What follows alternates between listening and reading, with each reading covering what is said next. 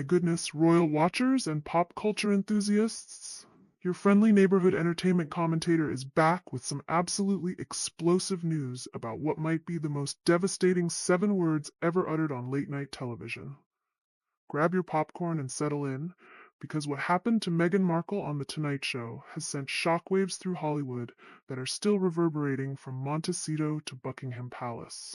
Now, I know you guys are excited for more. But before we delve into further discussion, if you haven't subscribed, come on guys, what are you waiting for? Hit like, subscribe, and ring that notification bell ASAP. So, now let me tell you, in all my years covering celebrities and royal drama, I have never witnessed such a complete and total brand collapse from a single joke.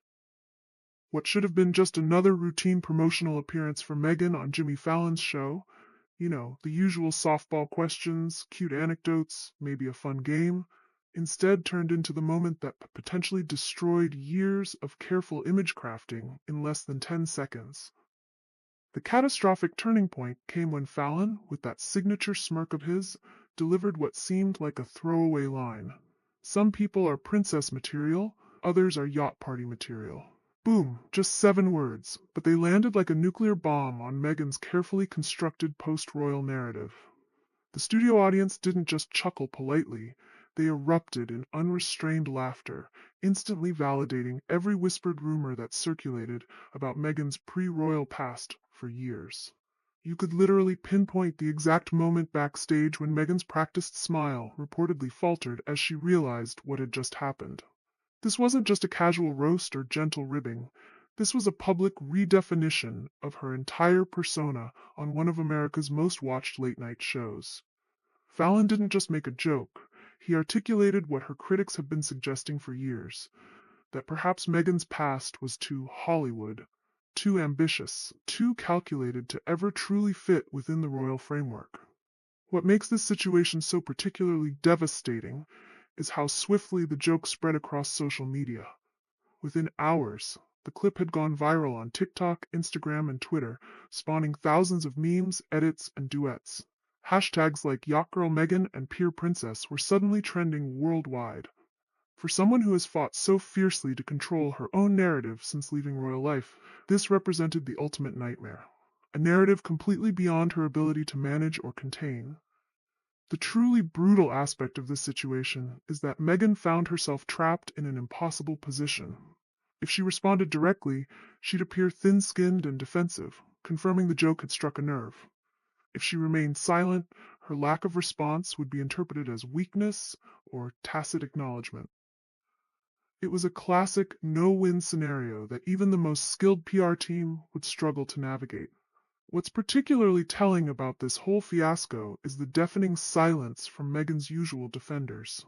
Where were the supportive tweets from celebrity allies, the Instagram stories from Hollywood insiders expressing solidarity, the public statements from activist friends condemning the joke as sexist or inappropriate?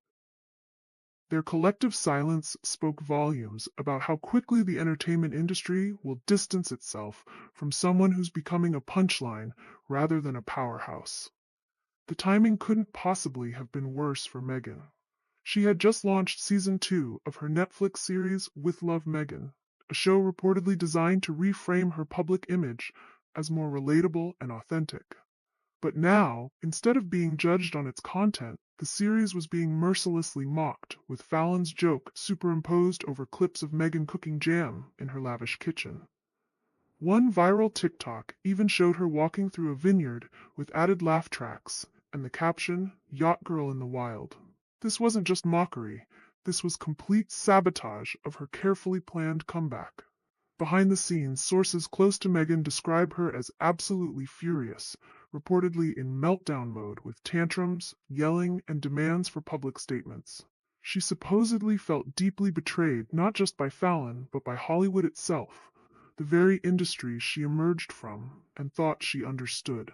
This was supposed to be her territory, her safe space after escaping the confines of royal life, yet now they were laughing at her rather than with her. What makes this situation particularly ironic is that it wasn't the British tabloids or royal commentators who delivered this devastating blow to Meghan's image.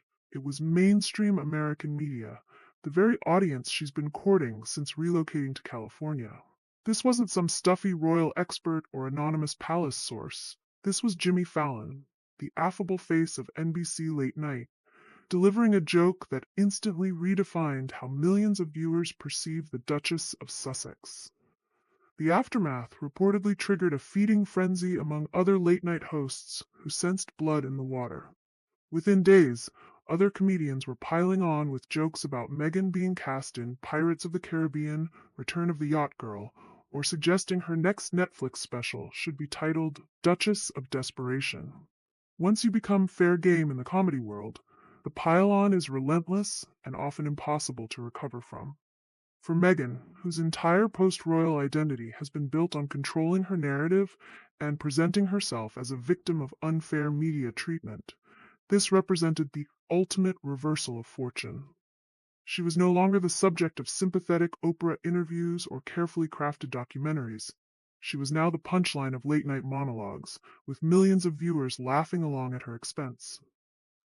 What's particularly fascinating about this situation is why Fallon's joke resonated so powerfully. It wasn't just because it was funny, it was because it tapped into existing suspicions about Meghan that have simmered beneath the surface for years. The suggestion that her motivations were always more about status and spotlight than love or service struck a chord with audiences who had begun to perceive her carefully curated image as calculated rather than authentic. Industry insiders suggest the damage extends far beyond hurt feelings. When a public figure becomes a punchline, their entire business model is threatened. Every future project Meghan launches, whether it's a podcast, a lifestyle brand, or a charitable initiative, will now potentially be filtered through the lens of, oh, here comes the yacht girl again. That's not just embarrassing, it's commercially devastating for someone trying to build a personal brand in the cutthroat world of celebrity entrepreneurs. Perhaps the most telling aspect of this entire situation was Prince Harry's reported silence. No public defense of his wife, no playful retort directed at Fallon, not even a carefully worded statement expressing disappointment at the joke's tone. Just complete, royal stillness. That silence naturally fueled even more speculation. Was he embarrassed? Did he secretly agree? Was there growing tension between them behind closed doors? When your husband remains completely silent while you're being publicly roasted on a global scale, it doesn't go unnoticed. What Fallon's joke inadvertently exposed wasn't just public perception of Meghan, it potentially revealed the fundamental fragility of her entire brand. Her post-royal identity has been centered on absolute control, meticulously curated photographs, carefully selected interview quotes, perfectly staged appearances. But no amount of scripting or image management can shield you from a punchline that strikes at the core of your identity, especially when it resonates with existing public skepticism. The joke reportedly didn't just damage Meghan's public image, it began eroding the foundations of her private world as well. Insiders whisper about growing tension within her team, with questions about whether her current advisors are helping or hindering her brand. There's talk of overexposure, tone-deaf PR choices, and a growing sense that the public is no longer buying what Meghan is selling. When your carefully constructed facade begins to crack, those cracks quickly spread to every aspect of your professional ecosystem. What makes this situation so uniquely devastating is how little effort it took to potentially unravel years of painstaking image management. Not a scandal, not leaked audio, not an expose, just 7 words and a smirk from a late-night host.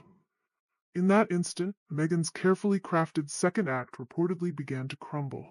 Industry analysts allegedly started advising streaming platforms and brands to proceed with caution in future partnerships. PR strategists apparently began citing her situation as a case study in narrative collapse, and former allies reportedly began quietly distancing themselves from the association.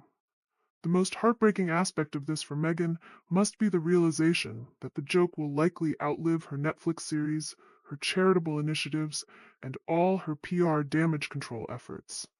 Years from now, people may not remember the name of her show or the details of her post-royal projects, but they'll remember Jimmy Fallon's line. Because in Hollywood, punchlines stick in a way that press releases never do. For royal watchers and celebrity analysts alike, this situation represents a fascinating case study in how quickly public perception can shift.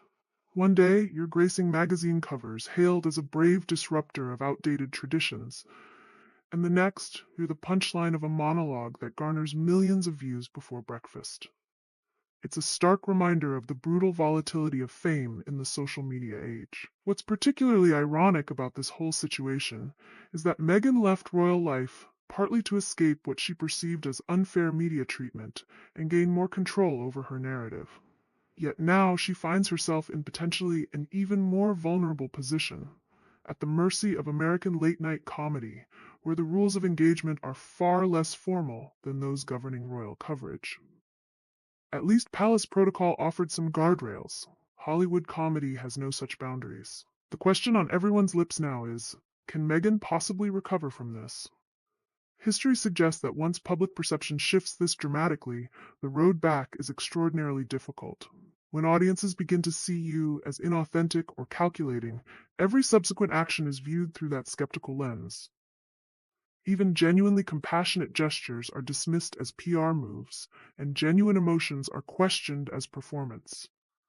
It's the ultimate credibility trap. For Netflix executives who reportedly invested millions in Meghan's projects, this situation presents a commercial nightmare. Viewership numbers for With Love Meghan have allegedly plummeted since the joke went viral, with sources suggesting future projects are being quietly shelved or delayed. The streaming giant signed up for a compelling royal narrative, not for association with a figure becoming increasingly polarizing by the day. Perhaps the most fascinating aspect of this entire situation is what it reveals about the power dynamics in modern celebrity culture. All the money, all the connections, all the carefully crafted PR strategies in the world cannot protect you from the democratizing force of viral humor.